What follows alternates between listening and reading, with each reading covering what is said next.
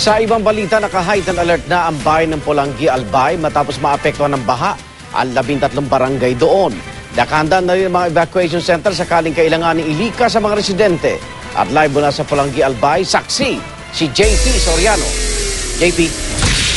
Arnold, magdamag na nga binabantayan ng ilang residente ng isang barangay dito sa bayan ng Pulangi sa probinsya ng Albay ang isang ilog sa posibleng pagtaas nito kapag nagpatuloy pa ang pag-uulan ngayong gabi.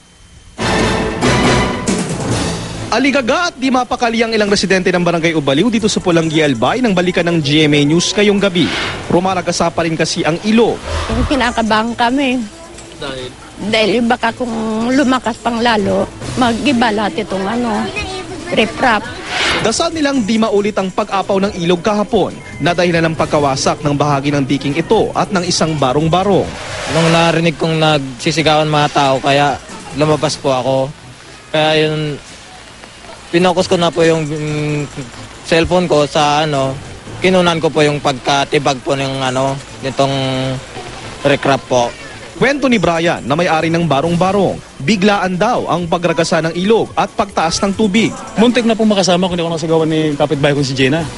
Buti lang po, nasigawan ako, Brian, ng mga yung riprap. Talumbo ako, ito nga, nasugatan ako.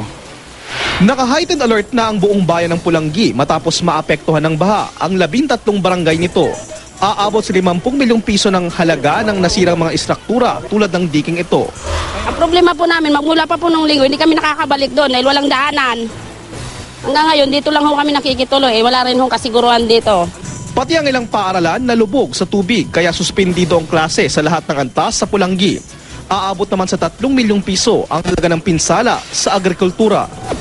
Sa ilang lugar, tulong-tulong na sa paglalagay ng mga kawayan at sandbags ang mga residente at opisyal. Wala pa namang pinalilikas pero nakahanda na raw ang mga evacuation centers dahil nagiging catch basin na raw ang kanilang bayan.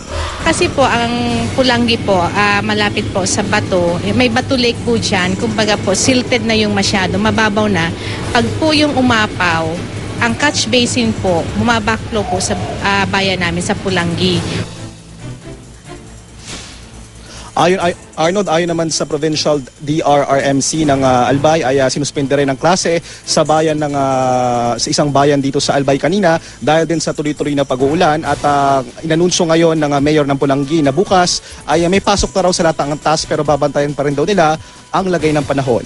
Live mula sa Pulangi sa Albay, ako si JP Soriano ang inyong